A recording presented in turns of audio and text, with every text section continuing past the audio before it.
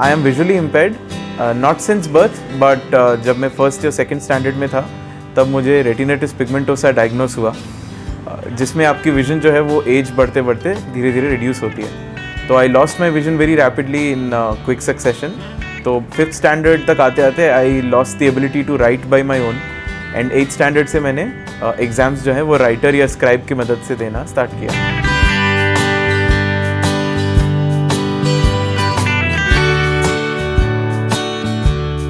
मैं पर्सनली ये मानता हूँ कि कोई भी डिसेबल्ड नहीं होता है पर से। It's just that we have different set of skills and we need to harness them as early as possible in life. और वो हो सकता है क्लैरिटी ऑफ पर्पस जब होती है हमारे पास and we have right guidance. I am very fortunate कि मेरे दोनों पेरेंट्स काफ़ी सपोर्टिव और ओपन माइंडेड हैं।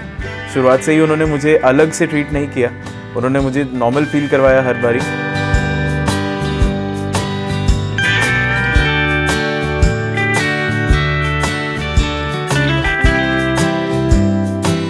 मेरे डैड इंडियन रेलवेज़ में हैं, he is in the IRSC। तो उनका हर 3 साल में 4 साल में ट्रांसफ़र हो जाता है। तो नए नए स्कूल्स ढूंढना हर बार और उन्हें कन्विंस करना कि मैं पढ़ सकता हूँ नॉर्मल स्टूडेंट्स के साथ, ये भी काफ़ी दिक्कत होती थी। तो पिताजी को काफ़ी परेशानी होती थी इस चीज़ में, but he never stopped doing it.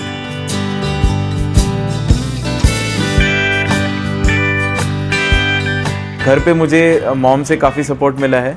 लोग कोचिंग लगाने बाहर चले जाते हैं, ट्यूशन्स कर लेते हैं। मैं ये आज गर्व के साथ कह सकता हूँ कि मेरी मॉम जो है वो बहुत ही क्वालिफाइड मेरी पर्सनल ट्यूटर है। शी हैज़ एनफ क्वालिफिकेशंस कि वो बाहर जाके she can do a very good corporate job, पर उन्होंने बोला कि नहीं, मैं तुम्हें पढ़ाऊँगी and your success is my success. And due to this support system I would say कि मैं जहाँ हूँ आज, मैं वहाँ खड़ा हूँ तो उनके वजह से हूँ।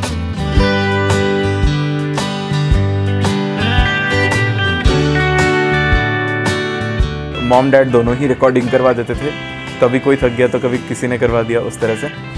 सो उनकी ऑडियो रिकॉर्डिंग में कर लेता था बुक्स की, और उनको मैं सुन सुन के याद करता था और मेमोराइज करता था।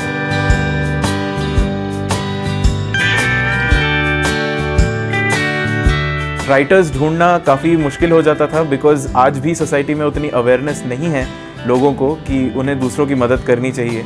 तो आई वॉज लकी इनफ कि मुझे ऐसे दोस्त मिले जिन्होंने अपना सहयोग दिया मुझको, and they help me write my exams.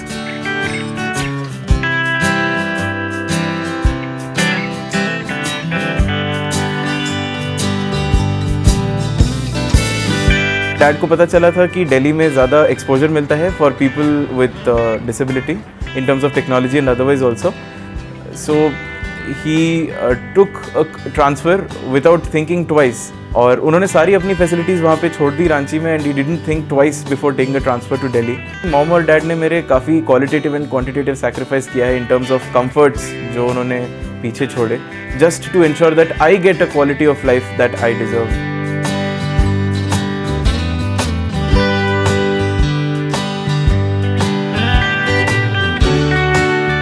मेरे साथ प्रॉब्लम ये होती थी कि मैं खुद से पेपर पढ़ नहीं पाता था, तो मैं टेस्ट सीरीज़ खरीद के लाता था। मॉम ने उसे रीड किया, बाकायदा पूरा का पूरा वो क्वेश्चन पेपर पढ़ती थी और मैं आंसर करता था विद इन द टाइमर, और उसके बाद वो पूरा का पूरा आंसर की मुझे पढ़ के सुनाती थी। एक दिन में 7-7 घंटे 8-8 घंटे प्रीलिम से 1 महीने 2 महीने पहले हम लोग बैठते थे, एंड शी नेवर सेड कि मैं थक गई हूँ अब मुझे जाने दो या छोड़ दो। पानी पिया, कॉफ़ी पिया और वापस से चालू।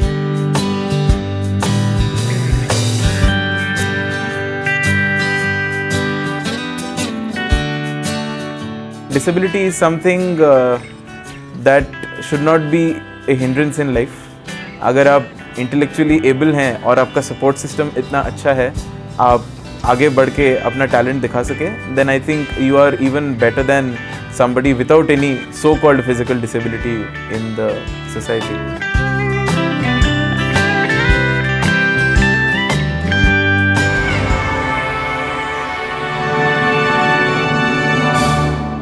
Hello guys, my name is K Lalit.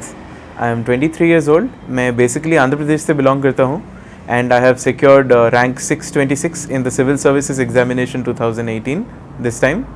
ये मेरा दूसरा अटैम्प्ट था। मेरा पहला अटैम्प्ट 2017 में दिया था मैंने, and this was my second one. I am visually impaired, not since birth but जब मैं फर्स्ट या सेकंड स्टैंडर्ड में था तब मुझे रेटिनाइटिस पिगमेंटोसा डायग्नोस हुआ, जिसमें आपकी विजन जो है वो एज बढ़ते बढ़ते धीरे धीरे रिड्यूस होती है। तो I lost my vision very rapidly in quick succession. तो फिफ्थ स्टैंडर्ड तक आते आते I lost the ability to write by my own, and eighth standard से मैंने एग्ज़ाम्स जो है वो राइटर या स्क्राइब की मदद से देना स्टार्ट किया। आई would say that the journey was not definitely simple, लेकिन मैं ये पर्सनली मानता हूँ कि अगर हम चाहें कुछ करना और हमारे पास एडिक्वेट सपोर्ट हो और एक्सपोजर सही तरीके से मिले तो we each one of us we can achieve whatever we want, irrespective of what disabilities और डिफरेंट एबिलिटीज़ वी हैव। मैं पर्सनली ये मानता हूँ कि कोई भी डिसेबल्ड नहीं होता है पर से, it's just that we have different set of skills and we need to harness them as early as possible in life. और वो हो सकता है क्लैरिटी ऑफ पर्पस जब होती है हमारे पास and we have right guidance. I am very very fortunate कि मेरे दोनों पेरेंट्स काफ़ी सपोर्टिव और ओपन माइंडेड हैं। शुरुआत से ही उन्होंने मुझे अलग से ट्रीट नहीं किया, उन्होंने मुझे नॉर्मल फील करवाया हर बारी। काफ़ी एडवाइस उन्हें दिया गया था कि मुझे स्पेशल स्कूल से पढ़ाई करवाई जाए, but they were resilient on the fact कि वो मुझे नॉर्मल स्कूलिंग ही करवाएंगे। तो I did my initial education from केंद्रीय विद्यालय and 11th and 12th standard from Delhi public school. मेरे डैड इंडियन रेलवेज़ में हैं, he is in the IRSC, तो उनका हर 3 साल में 4 साल में ट्रांसफ़र हो जाता है। तो नए नए स्कूल्स ढूंढना हर बार और उन्हें कन्विंस करना कि मैं पढ़ सकता हूँ नॉर्मल स्टूडेंट्स के साथ, ये भी काफ़ी दिक्कत होती थी। तो पिताजी को काफ़ी परेशानी होती थी इस चीज़ में, but he never stopped doing it just to ensure that I get a brighter future and as much competition as I can face in the early part of my life. He made sure that I get the best of everything. घर पे मुझे mom से काफ़ी support मिला है, लोग coaching लगाने बाहर चले जाते हैं, ट्यूशन्स कर लेते हैं। मैं ये आज गर्व के साथ कह सकता हूँ कि मेरी मॉम जो है वो बहुत ही क्वालिफाइड मेरी पर्सनल ट्यूटर हैं। शी हैज़ एनफ क्वालिफिकेशंस कि वो बाहर जाके she can do a very good corporate job, पर उन्होंने बोला कि नहीं, मैं तुम्हें पढ़ाऊँगी and your success is my success. Similarly my father, उन्होंने बाहर की जितनी भी चीज़ें हैं स्कूलिंग से लेके मेरी और जितना कुछ भी मैनेज करना होता है बाहर का, he took care of things and due to this support system I would say कि मैं जहाँ हूँ आज, मैं वहाँ खड़ा हूँ तो उनके वजह से हूँ। 8th स्टैंडर्ड से जैसे मैंने बोला कि मेरी विजन डिट्यूरेट हो चुकी थी and I could not read my own books, तो मॉम रीड करके सुनाती थी बुक्स को और मैं मेमोराइज़ करता था। तो मेरी जितनी लर्निंग होती है वो एक्स टेम्पोर होती है। जैसे सिलेबस बढ़ने लगा तो सिर्फ याद करने से काम नहीं बनता था, तो I started recording my mother's voice. Mom dad दोनों ही रिकॉर्डिंग करवा देते थे, कभी कोई थक गया तो कभी किसी ने करवा दिया, उस तरह से।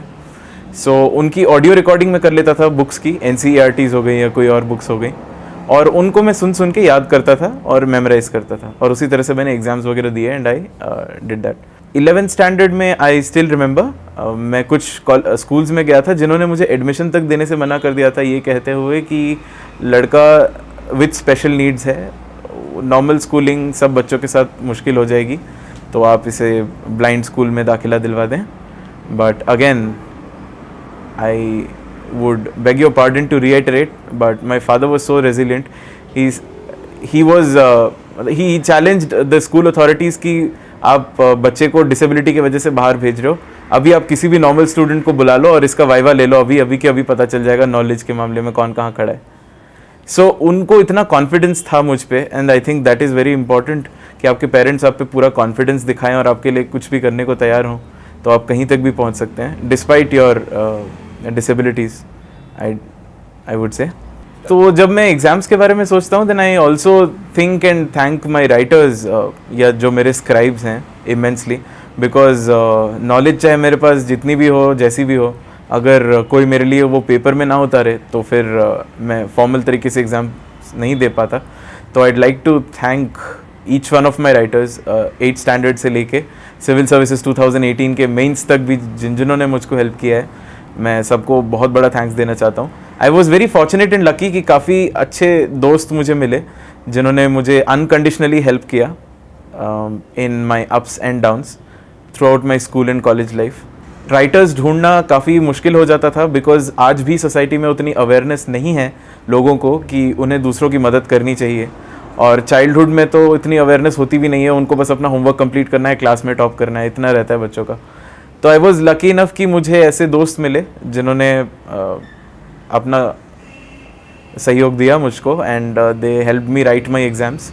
Late me also take the opportunity to thank my writer के mom and dad, because I think एक अच्छा इंसान फंडामेंटली स्पीकिंग तब बनता है जब उनकी अपब्रिंगिंग उस तरह से हो. और इट्स वेरी इंपॉर्टेंट कि आपकी क्वालिटेटिव अपब्रिंगिंग हो to empathise with people, not only with people with disabilities but in general as well, emotionally speaking.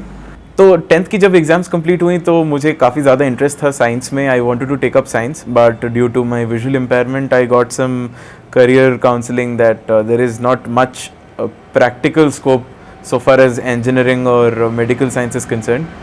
तो फिर मैंने कॉमर्स ऑप्ट किया. आई विल कन्फेस कि it was not by choice. मुझे काफ़ी रिकमेंडेशन मिली थी कि commerce should be good enough, तो मैं बस जाके एडमिशन ले लिया मैंने.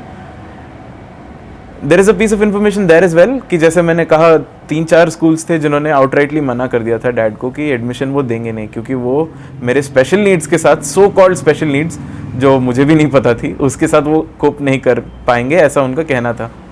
But ultimately somehow I got into Delhi public school Ranchi. Jharkhand से मैंने अपनी मेजर स्कूलिंग करी है, तो 10th भी वहीं से हुआ है मेरा और 12th भी. तो दिल्ली पब्लिक स्कूल से मैंने 11th और 12th कॉमर्स में किया. इनिशियली तो इंटरेस्ट उतना था नहीं क्योंकि साइंस बहुत पसंद था, but 1 or 2 weeks into the subject I think I got a hang of it and then I didn't look back. I consistently topped my class. Mind you, that was a normal regular school. तो जो लोग मेरे साथ बैठते नहीं थे पहले वो मेरे नोट्स मांगने लगे आके. So that was the situation after 6 months.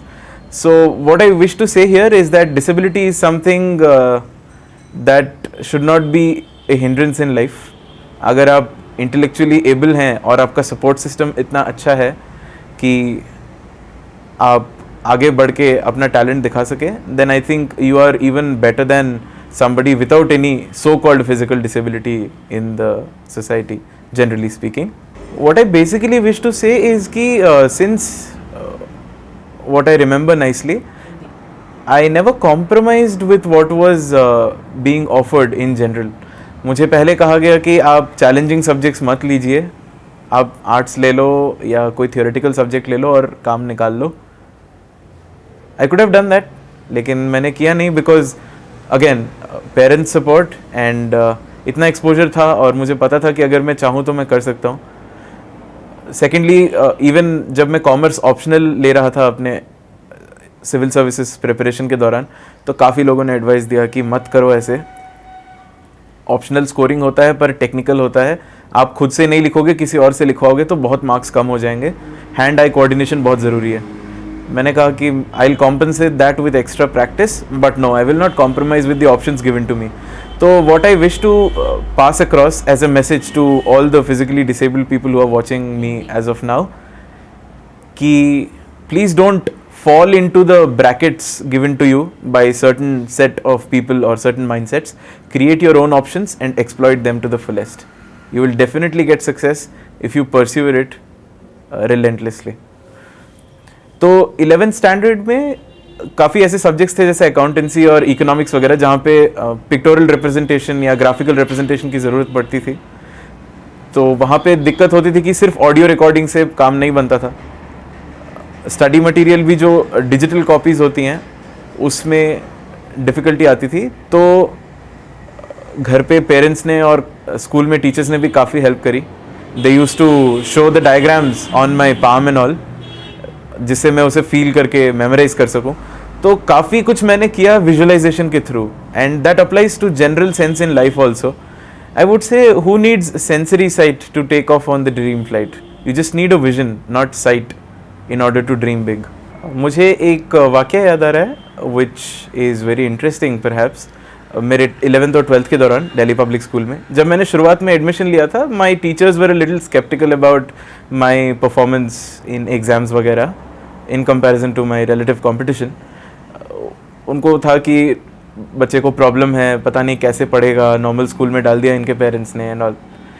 And 2 साल के अंदर सिचुएशन इतना चेंज हो गया, यू वुड नॉट बिलीव, कि मेरे 12th बोर्ड एग्ज़ाम में एक पेपर में 95% मार्क्स आए थे मेरे, and my subject teacher was shocked more than me कि 95 कैसे आए तुम्हारे, you should have gotten either अ 98 और 99 और परहैप्स 100, क्योंकि मैंने 3 प्री बोर्ड्स दिए थे before the board exam in Delhi public school, और तीनों में मेरे कंसिस्टेंटली 99 एंड 100 मार्क्स थे उस पर्टिकुलर सब्जेक्ट में।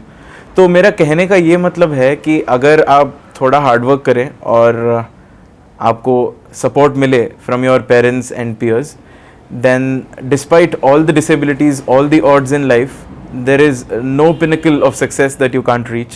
तो 12th स्टैंडर्ड मैंने कंप्लीट की, और I was I think the second और the third topper from my stream in Delhi public school Ranchi, that is commerce. उसके बाद मैंने अप्लाई किया इन वेरियस कॉलेजेस। मैंने कैलकाटा में भी अप्लाई किया था, सेंट जेवियर्स कॉलेज में। I got the admission there as well, क्योंकि डैड को पता चला था कि दिल्ली में ज़्यादा एक्सपोजर मिलता है for people with disability in terms of technology and otherwise also. So he took a transfer without thinking twice, क्योंकि मुझे एडमिशन मिला था Shri Ram college of commerce Delhi university में। मैंने यहाँ पे एनरोल किया बीकॉम ऑनर्स के लिए, और उन्होंने सारी अपनी फैसिलिटीज़ वहाँ पे छोड़ दी रांची में, and he didn't think twice before taking a transfer to Delhi.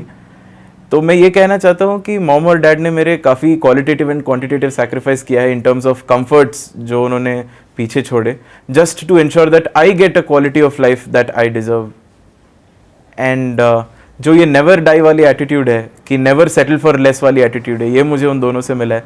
So I am eternally grateful to them for this. Graduation में मैं कहूँगा कि चैलेंजेस तो थी, क्योंकि नया जगह था और नए दोस्त बनाने थे, and it's a little difficult. Having said that, मुझे काफ़ी अपॉर्चुनिटीज़ यहाँ पे मिली to excel, not only in academics but otherwise also.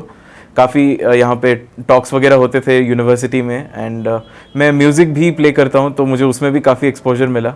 I use to go for music competitions and all. मैंने फिर खुद से कंपोज वगैरह भी करना स्टार्ट किया। तो मतलब मेरी ओवरऑल पर्सनैलिटी डेवलपमेंट जो है वो DU में रहने की वजह से काफ़ी बेहतर तरीके से हो पाई। Having said that, the journey has not been a hunky dory, क्योंकि डिफ़िकल्टी होती है पढ़ाई करने में।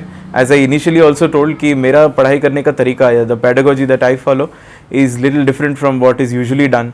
लोग किताबें उठाते हैं, पढ़ना चालू कर देते हैं, नोट्स लेते हैं, कॉपी में लिखना स्टार्ट कर देते हैं, पर मेरे साथ ऐसा नहीं है। मैं या तो ऑडियो मटेरियल से पढ़ता हूँ, रिकॉर्डिंग करता हूँ मैं बुक्स की और क्लास नोट्स की, या क्लास की रिकॉर्डिंग कर लेता हूँ मैं। अदरवाइज़ मैं सॉफ्ट कॉपी मटेरियल जो इलेक्ट्रॉनिक बुक्स आती हैं, ई बुक्स, उनसे मैं पढ़ाई करता हूँ। I use a couple of softwares, one is called Job Access with Speech, JAWS, and the other one is called Kurzweil. Recently कुछ और भी accessible technology आई है जो कि computers में visually impaired को काफ़ी help कर रही हैं, because of which the gap is being bridged. तो अब उतनी ज़्यादा दिक्कत नहीं होती है जो आज से 10 साल पहले या 20 साल पहले visually impaired को होती थी। Having said that, दिक्कत तो अभी भी होती है, बिकॉज जो बच्चे नॉर्मली 1 घंटे में पढ़ लेते हैं वो मुझे पढ़ने के लिए 3 से 4 घंटे लगते हैं, बिकॉज मुझे वो पहले किसी से रिकॉर्ड करवाना पड़ता है। Most of the times it is my mother, कभी कभी फ्रेंड्स भी होते हैं, तो रिकॉर्ड करवाया फिर उसे मैं रिविजन करता हूँ and then I memorise it, तो it takes thrice the time. So मेरा यही कहने का तात्पर्य है कि if we do something relentlessly तो आप उस चीज़ में एक्सेल करेंगे, और भले 1 घंटे के 3 घंटे लग जाएं, लेकिन आप सिर्फ एक्सेल ही नहीं करेंगे, इस तरह से आप प्रोपेल करेंगे अपने फील्ड में कि there won't be anybody who will show pity on you. तो मेरा हमेशा से ये मोटिवेशन रहा है कि मैं कंट्रीब्यूट करूं जितना हो सके, academically, intellectually and otherwise also, back to the society from where I have got so many things. And मुझे शुरुआत से घर में भी और बाहर में भी ये चीज़ जानने को मिली है that you should not gate sympathy, rather you should be doing such things जिससे आप भी एम्पैथेटिक बने और सोसाइटी भी आपके प्रॉब्लम्स के प्रति एम्पैथेटिक बने, so that there can be a conducive environment all across. So that is my motivation to join the civil service as well. तो जब मैं अपने सेकेंड ईयर कॉलेज में था तभी मैंने डिसाइड किया था फाइनली कि मुझे सिविल सर्विसेज करना है। शुरुआत से आइडिया था मुझे कि अगर मुझे सोसाइटी को कंट्रीब्यूट करना है तो सबसे बेहतर तरीका यही है। कॉर्पोरेट जॉब्स में कर सकता था, even got into college campus placements, but I didn't take them up. मेरे पापा IRSC में है, जैसे मैंने बताया, तो उनकी जो पब्लिक सर्विस की स्पिरिट है और जो मेरी मदर की घर पे हमारे प्रति मेरे एकेडमिक्स के प्रति या फिर ओवरऑल उन्होंने जिस तरह से अपना करियर सैक्रिफाइस किया in order to make sure that she serves me so that I can serve the society in return. So these things culminated in helping me to decide that I wish to do civil services. Thereafter third year में मैंने अपनी civil services की preparation start करी. Last semester में मैंने coaching लिया general studies के लिए and I took a little bit of coaching along with my first years of masters as well. और मैंने 2017 में attempt दिया था. Interview call कुछ marks से रह गया था. इस बारी मैंने वापस से एग्ज़ाम दिया एंड 626 रैंक आई है मेरी. तो मैं ये कह रहा हूँ कि यूपीएससी नहीं, 12th स्टैंडर्ड नहीं, 10th बोर्ड्स नहीं, ग्रेजुएशन पोस्ट ग्रेजुएशन कोई भी लेवल हो, ये सारा एक एग्जामिनेशन है. और अगर हमारे पास क्लैरिटी ऑफ पर्पस है और गाइडेंस, गुड क्वालिटी गाइडेंस है, specially from your parents and mentors, तो ऐसा कोई भी ऑब्स्टिकल नहीं है जिसे आप पार नहीं कर सकते हैं, irrespective of your state of ability or disability. Civil services की प्रेपरेशन भी आसान तो थी नहीं, क्योंकि सबसे पहली दिक्कत तो यही होती थी कि स्टडी मटेरियल कहाँ से मिलेगा, क्योंकि मटेरियल मिले तब तो पढ़ेंगे, मटेरियल ही नहीं होता था, क्या पढ़ सकते थे. तो इनिशियली सब लोग जो मटेरियल फिजिकल फॉर्म में पढ़ते थे वो मैं ला के अपने बुक्स को स्कैन करता था. और काफ़ी मटेरियल था जो मदर भी और फादर भी मेरे ऑडियो रिकॉर्ड करते थे, इनफैक्ट अभी भी करते हैं फॉर दैट मैटर, जिनको मैं सुन सुन के चीज़ें याद करता हूँ. तो मेरा जितना काम होता है वो डिजिटल होता है. मैं कह सकता हूँ मैं disability is a blessing in disguise कि बाकी यूपीएससी एस्पिरेंट्स की तरह मेरा शेल्फ बुक से नहीं भरा हुआ, सब कुछ मेरे लैपटॉप में सिमट जाता है. तो I am a very organised and a digital person, not out of choice but out of compulsion, but nevertheless it's a cool thing, so that is there. Prelims के लिए जैसे मैंने कहा कि दिक्कत तो होती थी, जैसे लोग टेस्ट सीरीज सॉल्व करते हैं तो वो खुद से क्वेश्चन देखा और उन्होंने सॉल्व कर लिया. अब मेरे साथ प्रॉब्लम ये होती थी कि मैं खुद से पेपर पढ़ नहीं पाता था, तो मैं टेस्ट सीरीज़ खरीद के लाता था, विजन की या वाजीराम की जो भी टेस्ट सीरीज़ मार्केट में आती थी वो मैं ख़रीद के लाया और घर पे मॉम ने उसे रीड किया. बाकायदा पूरा का पूरा वो क्वेश्चन पेपर पढ़ती थी और मैं आंसर करता था विद इन द टाइमर, और उसके बाद वो पूरा का पूरा आंसर की मुझे पढ़ के सुनाती थी. उनको काफ़ी बार उनकी आवाज़ भी चली गई पढ़ते पढ़ते, बिकॉज एक दिन में 7-7 घंटे 8-8 घंटे प्रीलिम से 1 महीने 2 महीने पहले हम लोग बैठते थे और वो पढ़ती जाती थी ऑल इंडिया रेडियो ब्रॉडकास्ट की तरह सुबह से शाम तक. एंड शी नेवर सेड कि मैं थक गई हूँ अब मुझे जाने दो या छोड़ दो. पानी पिया, कॉफ़ी पिया और वापस से चालू. तो what I am saying is, अगर मैंने एग्जामिनेशन ये वाला क्वालिफाई किया है तो मेरे साथ साथ मेरे पेरेंट्स ने भी ये एग्ज़ाम क्वालिफाई किया है, क्योंकि वो अगर हेल्प नहीं करते तो मैं बिल्कुल नहीं कर पाता. I can say that with full determination and clarity. Having said that, writer के लिए भी मुझे दिक्कत हुई, क्योंकि यूपीएससी का सिस्टम ऐसा होता है कि फॉर्म 2 महीने पहले ही वो भरवा लेते हैं एंड उसी टाइम पे आपको अपने राइटर का, अगर आप खुद से अपना स्क्राइब लेके जाना चाहते हैं तो उसकी चॉइस भरनी पड़ती है with the photograph, signature and other trivial details of your writer. आपकी डिटेल्स के साथ साथ आपके स्क्राइब की भी डिटेल्स आपको 2 महीने पहले देनी होती हैं.